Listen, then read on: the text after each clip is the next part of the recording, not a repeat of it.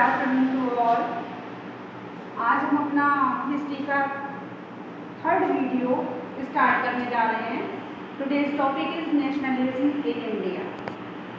हमने बात की थी 1922 चौरी चौरा जो इंसिडेंट हुआ था और उसमें जो लोग मारे गए थे, जिसकी वजह से जो नॉन कोऑपरेशन मूवमेंट था उसको गांधी जी ने वापस ले लिया।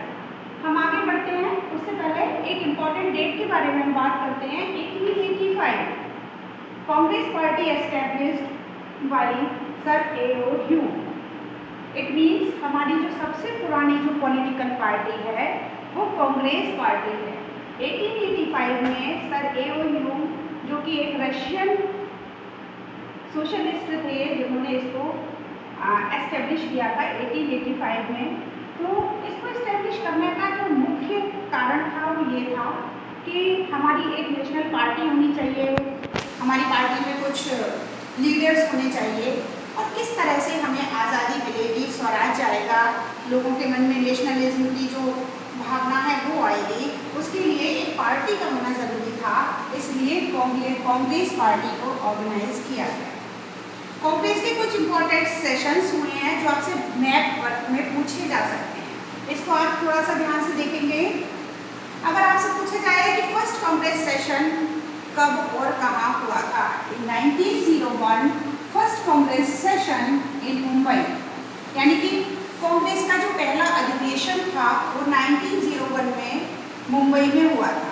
इसके बाद सम इम्पॉर्टेंट कांग्रेस सेशंस हैं, जैसे कि 1916 लखनऊ, 1920 आपको जो है 1920 में 2 सेशंस हुए थे। तो अगर सितंबर की बात होती है तब तो कोलकाता में हुआ था, और अगर दिसंबर की हम बात करते हैं तो 1920 दिसंबर में नागपुर महाराष्ट्र में ये कांग्रेस के सेशंस हुए थे।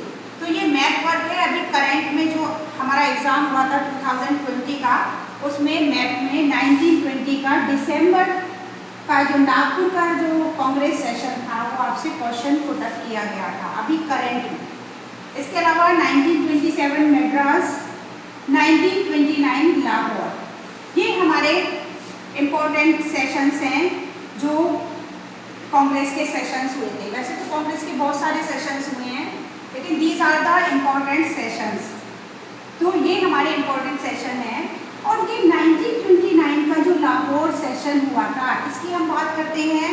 इसके उस समय में जो है लाहौर सेशन के जब हम बात करते हैं 1929 की, इस समय में एक घोषणा की थी नेहरू जी ने कि हमें देश को आज़ाद करना है और हम अपनी जो फ्रीडम राइट्स हैं उनको अपने पास रखेंगे और देश को आज़ाद करा लेंगे। इस तरह से फर्स्ट इंडिपेंडेंस की अगर हम बात करते हैं तो वो है आपका 26 जनवरी 1930। ये यहाँ पर प्रस्ताव पारित हुआ था और यहाँ पर 26 जनवरी 1930 को जवाहरलाल नेहरू ने फर्स्ट अपना इंडिपेंडेंस जो डे था वो सब लोगों के साथ मिलकर मना लिया था। अगर आपसे पूछा जाए कि हमारा फर्स्ट इंडिपेंडेंस डे कब था, तो 26 जनवरी 1930। इससे रिलेटेड एक क्वेश्चन आपसे पूछा जा सकता है कि हमारा जो कॉन्स्टिट्यूशन था वो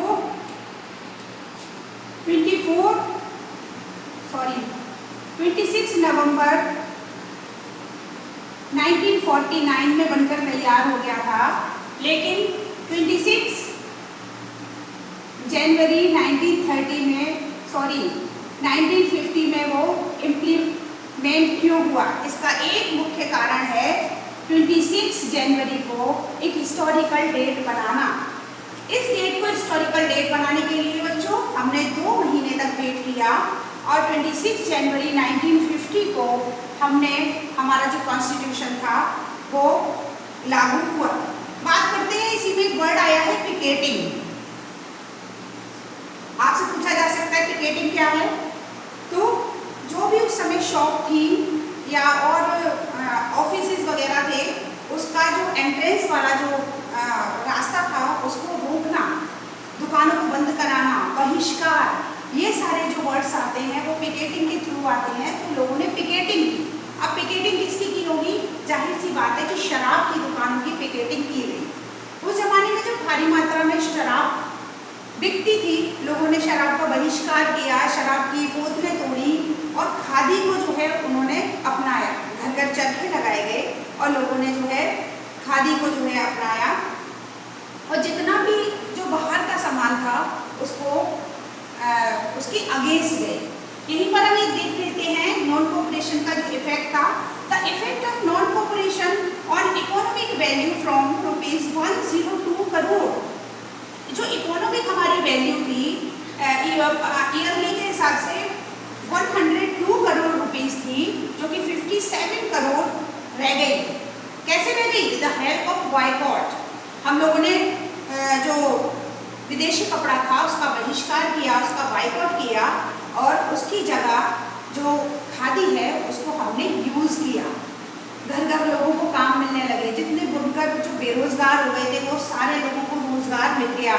इस तरह से 22 के बाद में धीरे धीरे फिर दोबारा से पिकेटिंग होने लगी और खादी को यूज़ किया जाने लगा। जो जितने भी फॉरेन कंट्रीज़ के सामान थे उसका हम बायकॉट करने लगे। इसी समय में एक इंसिडेंट हुआ। In Awadh Baba Ramchandra started a movement against the reduction of the revenue and abolition of begar. आपसे पूछा जा सकता है word begar means? Begar means a work without money, बिना पैसे के काम कराना। अंग्रेजों की आदत थी ये। अंग्रेज जो भारतीय थे उनसे बिना पैसों के काम कराते थे। तो इसी में हम बाबा रामचंद्र जो थे जिन्होंने एक मूवमेंट स्टार्ट किया था, उस समय में जो रेवेन्यू था अवध में, आपसे वन वर्ड क्वेश्चन पूछा जा सकता है कि अवध में जो है मूवमेंट किसने स्टार्ट किया? तो अवध का जो मूवमेंट था वो बाबा रामचंद्र ने स्टार्ट किया था। क्यों स्टार्ट किया था? इसमें क्वेश्चन आपसे 1 नंबर में पूछा जा सकता है। Reduction of the revenue and abolition of begar. Begar के विरोध में, खत्म करने के लिए, और जो रेवेन्यू था, जो टैक्स था, जो अंग्रेजों के द्वारा बहुत सारा टैक्स जो लिया जा रहा था, उस टैक्स को कम करने के लिए बाबा रामचंद्र ने यहाँ पर एक मूवमेंट स्टार्ट किया था। वहाँ पर जो उनके सहयोगी थे, जो किसान थे, जब सारे लोगों ने मिलकर विद्रोह किया और बहिष्कार किया तो वहाँ अंग्रेजों के द्वारा जो है लाठी चार्ज किया गया। लाठी चार्ज इतनी निर्ममता से किया गया था कि जो भारतीय किसान थे उनकी हालत बहुत ज़्यादा खराब हो गई थी। इसी समय इन 1921 6 जनवरी वहाँ पर एक रैली होनी थी। 6 जनवरी कड़ाके की ठंड थी 1921 में और एक रैली होनी थी और पंडित जवाहरलाल नेहरू उस रैली को संबोधित करने के लिए जा रहे थे। जैसे ही उन्होंने अवध में एंटर किया तो वहाँ की जो अंग्रेज पुलिस थी उन्होंने उनको रोक दिया, उनको अंदर नहीं जाने दिया। वो रैली में उन किसानों को संबोधित करने जा रहे थे, वो किसान जिनके ऊपर बहुत ज़्यादा अंग्रेजी हुकूमत ने अत्याचार किया। उस समय जवाहरलाल नेहरू को बहुत तेज गुस्सा आया और गुस्से की वजह से वो अपना आपा खो बैठे। तो उनकी जो अहिंसा थी, वो खुद लिखते हैं कि मेरी जो अहिंसा थी वो जाने कहाँ चली गई और मैं पुलिस से झगड़ा कर बैठा। तो ये एक पैराग्राफ है जो आपको आपकी बुक में मिलेगा बॉटम साइड, नीचे बॉटम में, कि जो पंडित जवाहरलाल नेहरू थे वो किस डेट में रैली को संबोधित करने के लिए गए थे और जो उन्होंने वर्ड लिखे हैं, मेरी जो अहिंसा थी पता नहीं कहाँ छूट गई। मुझे एक बहुत बड़ा लेसन लेना था उन किसानों से, उन फार्मर्स से जो इतना अत्याचार होने के बाद भी शांत बैठे रहे। तो इस तरह से जो एक नॉन वायलेंस का जो एक चैप्टर स्टार्ट किया था गांधी जी ने, वो उनके जो मानने वाले लोग थे, जो वॉलेंटियर्स थे, जो मान रहे थे, लेकिन जवाहरलाल नेहरू खुद का अपना जब एक स्टेटमेंट देते हैं तो कहते हैं कि अंग्रेजों का अत्याचार इतना भयानक था कि मैं भी अपनी अहिंसा को खो बैठा था और अहिंसा का सबक मुझे उन किसानों से सीखना था। तो इस तरह से बोर्ड एग्जाम में जो नीचे बॉक्स